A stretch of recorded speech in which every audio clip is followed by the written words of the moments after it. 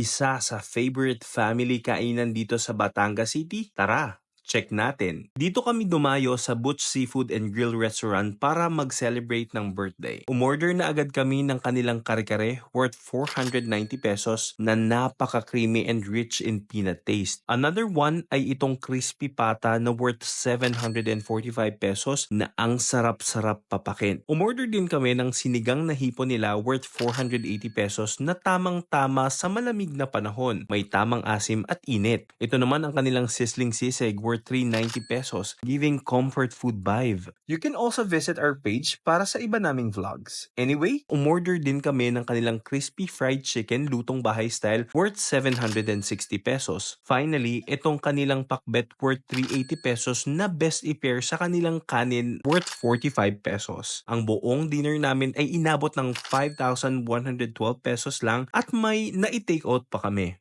Sulit na sulit. Tapos, napaka-cozy pa ng kanilang place. A refreshing take of aesthetic. A bit populated nga lang and may waiting lines. And, ang thoughtful nitong free binalot sa dahon nila for frontliners. May available din silang mga pasalubong. And that's it, finders. Bye-bye!